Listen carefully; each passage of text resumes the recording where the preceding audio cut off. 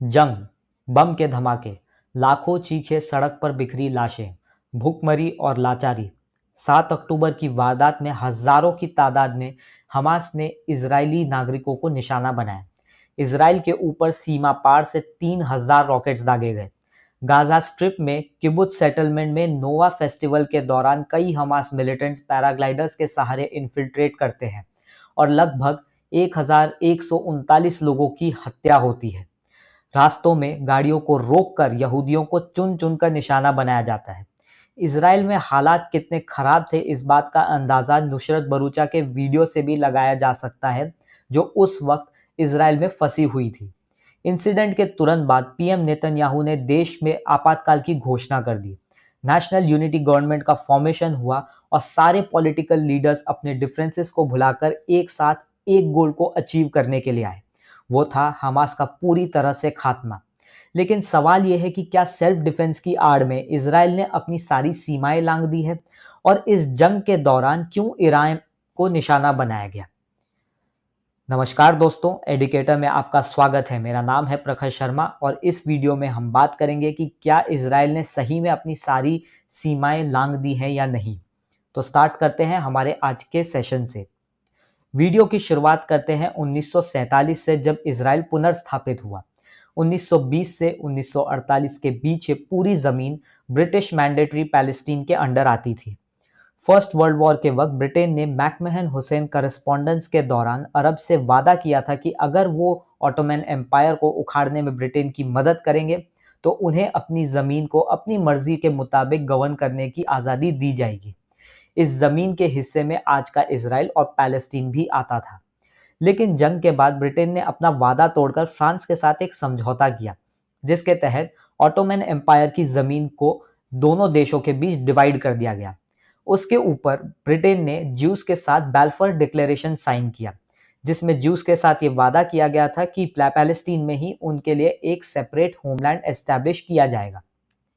ये agreement Arabs के लिए एक बहुत बड़ा बिट्रेयल था और इसी की वजह से जब इसराइल को ऑफिशियली इंडिपेंडेंस मिला तब अरब कंट्रीज पहले थे जिन्होंने पैलेस्टीन को लिबरेट करने के लिए अपनी आर्मीज भेजी।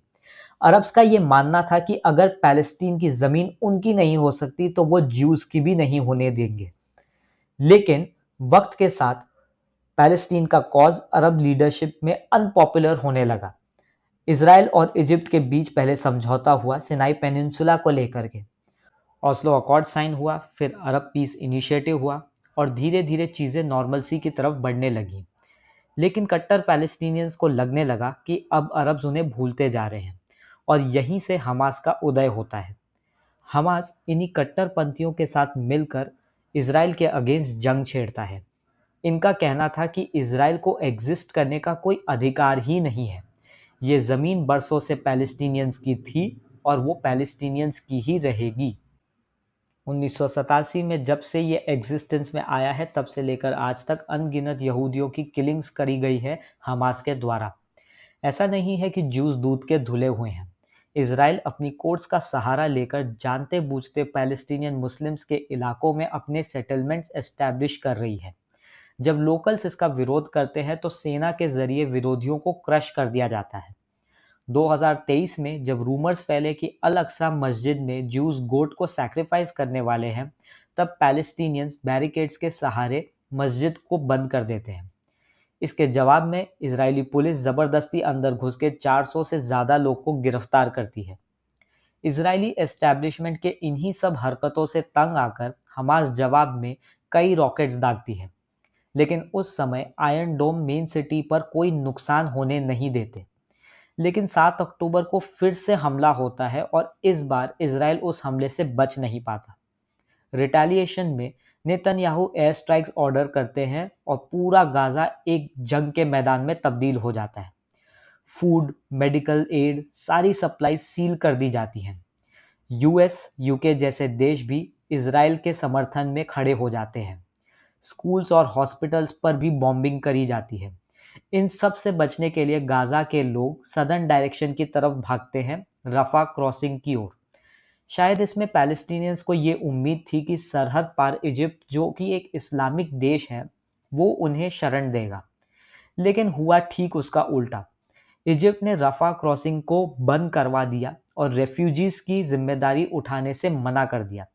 इसके ऊपर रिपोर्ट्स ऐसी आने लगी कि ह्यूमैनिटेरियन क्राइसिस डेवलप होने के बावजूद भी नेतन्याहू ने रफा पर हमला करने का प्लान ऑथराइज कर दिया है। अब यहाँ आता है बहुत बड़ा ट्विस्ट, क्योंकि इनिशियली इसराइल की कार्रवाई को सही ठहराया गया था, लेकिन जब यूएस और यूके को ये समझ आया कि इसराइल अब अपनी सारी हदों को पार कर रहा है, तब बैकडोर से ही उन्होंने नेतन्याहू पर प्रेशर बनाना स्टार्ट किया।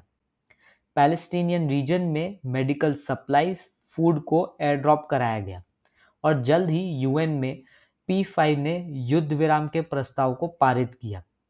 इन सब के बाद भी इट वाज एक्सपेक्टेड कि इसराइल को अब पीछे हटना होगा at least for the month of Ramzan, लेकिन ऐसा हुआ नहीं। उल्टा इसराइल ने गाजा स्ट्रिप पर रीऑक्यूपेशन शुरू कर दिया है। वो देश जो हमास के इनडायरेक्ट सपोर्टर रहे हैं, जैसे कि ईरान, उन्हें भी टारगेट किया गया है। सीरिया में ईरानियन एम्बेसी में रॉकेट्स दागकर रेवोल्यूशनरी गार्ड्स के टॉप कमांडर्स को एलिमिनेट किया गया।